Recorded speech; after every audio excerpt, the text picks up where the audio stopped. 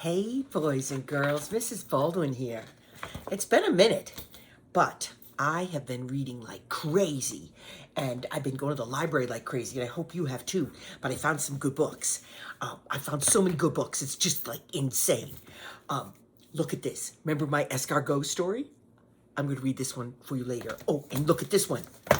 Bigfoot wants a little brother, and buffalo wings made from buffaloes. Who knew? Anyway, I have a story for you because it's October, and even though there are a lot of Halloween stories on my channel, I found this one and I like it, so I thought I'd share it with you. Room on the Broom by Julia Donaldson and illustrated. Oh, it's from the creators of the Gruffalo. Have you read the Gruffalo? That's an awesome book. Axel, Scheffler, I can't read their names. Oh, wow. Also, look at all these books by them. The Snail and the Whale, The Gruffalo's Child, Charlie Cook's favorite book, The Spiffiest Giant in Town, and Where's My Mom? Oh, I'm gonna love this one. Ooh, but look, there's a hat. There's a broom. Ooh, that looks like a magic wand. Oh my goodness. And there's leaves, fall leaves. I know some of you guys are in Florida and you don't get any fall leaves, but we have spectacular fall leaves here in Colorado. Amazing. But look, there is a witch on a broom. She's got a cauldron. It's like a big pot. That cat is smiling. That crow looks scared. And she's got a wart on her nose. She's got red hair and a little yellow bow. I love it. The witch had a cat and a hat that was black, and long ginger hair and a braid down her back. How the cat purred, and how the witch grinned as they sat on their broomstick and flew through the wind. But how the witch wailed, and how the cat spat, when the wind blew so wildly, it blew off her hat. Over the fields and forests they flew. The dog... Oh, where'd the dog come from? Did I miss a page? I hope not. Oh, I did. I'm sorry. Down, cried the witch, and they flew to the ground. They searched for the hat, but no hat could be found. She looks very sad. Oh. And then out of the bushes, on thundering paws, there bounded a dog with the hat in his jaws. He dropped it politely, then eagerly said, as the witch pulled the hat firmly down on her head, I am a dog as keen as can be. Is there room on the broom for a dog like me? Yes, cried the witch, and the dog clambered on. The witch tapped the broomstick, and whoosh, they were gone. Oh, boy. Over the fields and the forest they flew. The dog wagged his tail and the stormy wind blew. The witch laughed out loud and held on to her hat. But away blew the bow from her braid, just like that. Oh no. I'm not going to skip a page this time. It's kind of sticky pages. Down, cried the witch, and they flew to the ground. They searched for the bow, but no bow could be found. Then out from a tree, with an ear-splitting shriek, there flapped a green bird with the bow in his beak. In her beak. She dropped it politely and bent her head low. Then said, as the witch tied her braid in the bow, I am a bird as green as can be.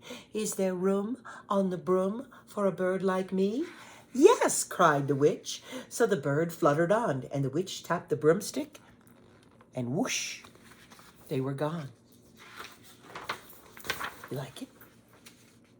Oh boy, more disastrous. Oh no, there's the wand. Over the reeds and rivers they flew. The bird shrieked with glee, and the stormy wind blew. They shot through the sky to the back of beyond. The witch clutched her bow, but let go of her wand. Down, cried the witch, and they flew to the ground. They searched for the wand, but no wand could be found. Then all of a sudden, from out of a pond, leaped a dripping wet frog with a dripping wet wand. He dropped it politely and said with a croak, as the witch dried the wand on a fold of her cloak. "I am a frog as clean as can be. Is there room on the broom for a frog like me?" "Yes," said the witch. So the frog bounded on. The witch tapped the broomstick, and whoosh, they were gone. Over the moors and mountains they flew. The frog jumped for joy, and the broom snapped in two. Down fell the cat and the dog and the frog. Down they went tumbling into a bog. The witch's half broomstick flew into a cloud, and the witch heard a roar that was scary and loud. "I am a dragon as mean as can be, and which with French fries tastes delicious to me." "No!" cried the witch, flying higher and higher. The dragon flew after her, breathing out fire. "Help!" cried the witch, flying down to the ground. She looked all around, but no help could be found. The dragon grew near with a glint in his eyes and said, "Just this once, I'll have witch with no fries." But just as he planned to begin on his feast, out from the ditch rose a horrible beast. It was tall, dark, and sticky, and feathered and furred. It had 4 frightful heads. It had wings like a bird. And its terrible voice, when it started to speak, was a yowl and a growl and a croak and a shriek. It dripped and it squelched and it strode from the ditch, and it said to the dragon, "Buzz off, that's my witch." I'm so excited. The dragon drew back and he started to shake. "I'm sorry," he sputtered. "I made a mistake. It was nice to have met you, but now I must fly." And he spread out his wings and went off through the sky. Then down flew the bird, and down jumped the frog. Down climbed the cat, and "Phew!" said the dog. And "Thank you, oh thank you," the grateful witch cried. "Without you, I'd be in a dragon's inside."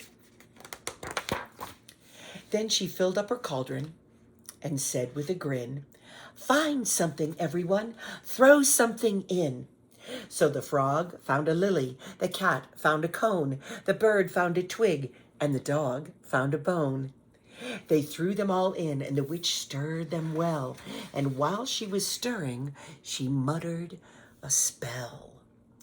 Iggity, ziggity, zaggity, zoom!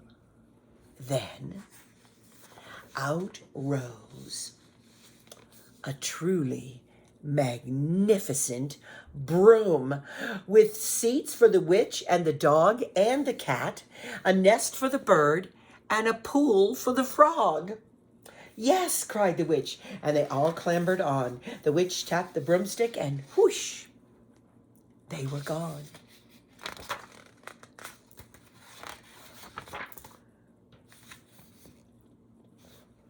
I loved it. Did you love it? Look for their books.